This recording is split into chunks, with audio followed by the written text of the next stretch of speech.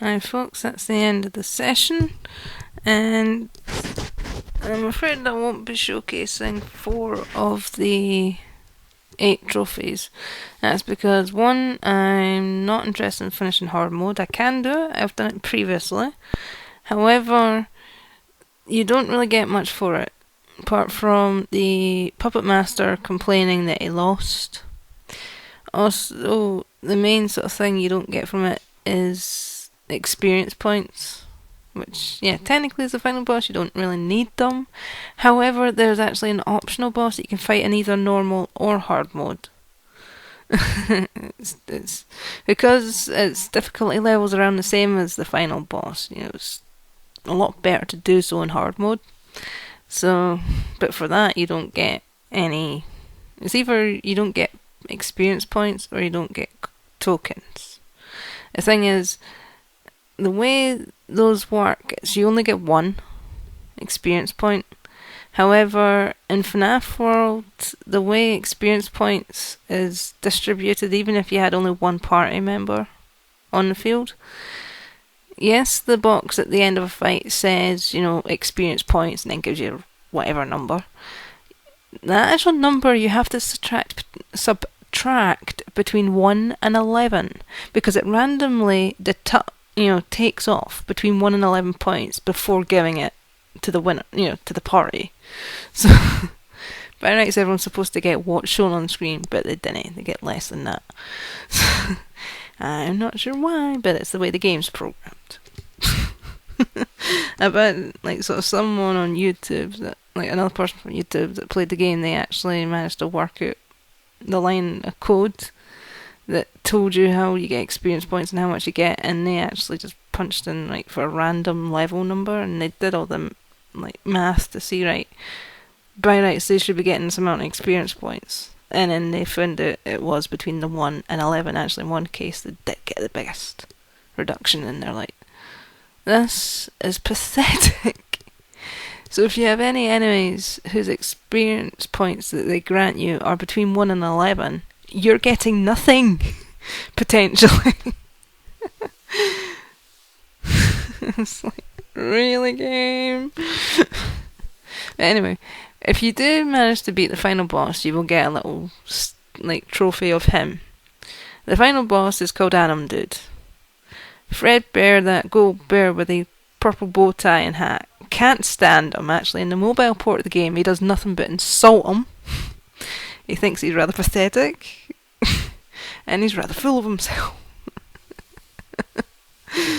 I'm not sure if you noticed that at the ending after beating the owl in the normal ending, he bragged a bit, calling the player pathetic just because they beat the game on the regular difficulty.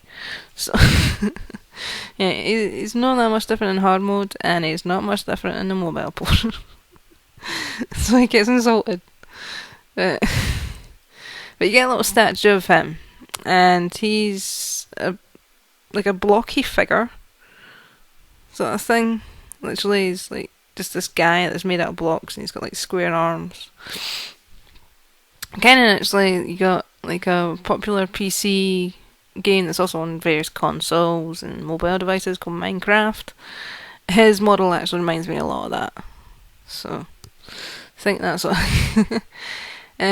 Just like how there was that metal owl, that was the security thing at the end of the normal mode. The optional boss you get to fight is a massive metallic beaver. That's actually in reference to a previous game by the game creator.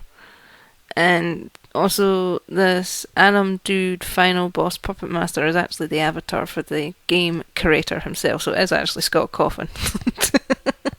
You're technically fighting. But one of Scott's previous games was called Chipper and Sons Lumber Company.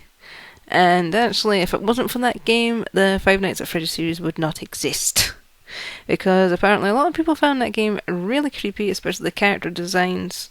And then, which made him rather kind of miserable, because for a while, yes, some of his games got rave reviews, or they got played a lot or whatever, but they also got a lot of negativity from the same folk that gave him the rave reviews. It was weird, but it was kind of demoralising. It was he'd been developing games since like about 2000 or 2002 or something. But back in 2014, when he first released a Five Nights at Freddy's game, he did so under the whole, okay, you think these characters are disturbing, this, that and the other thing, I'll show you. Disturbing apparently was his whole thought process behind it. So he literally turned the criticism on its head, shall we say.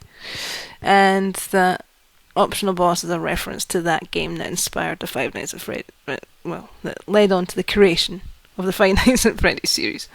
So a bit of a homage there.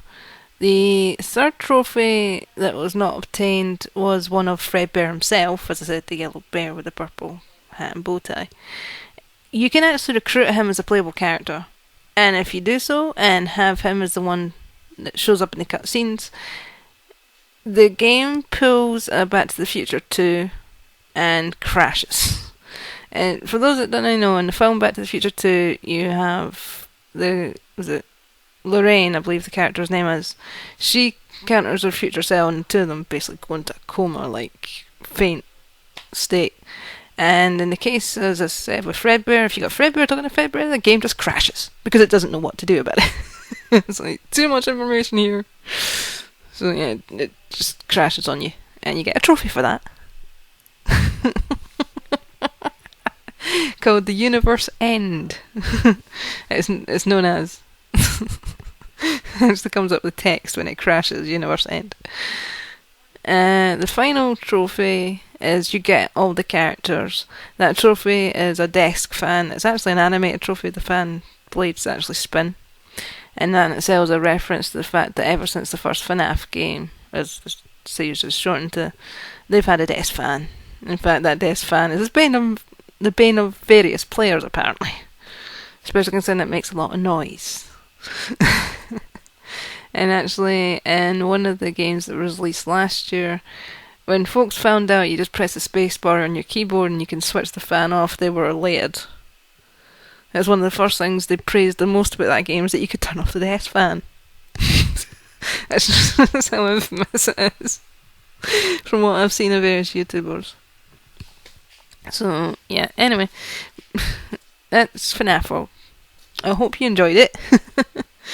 From what I showcased of it, it's basically the entire game. Again, the only things I didn't show were the final boss, the optional boss, collecting the final 7 characters, and in fact, one of them, the Fredbear trophy, I couldn't get because he was one of those last characters. So if I'd unlocked him beforehand, I could have got it, but unfortunately I didn't, so that trophy was locked out, pretty much.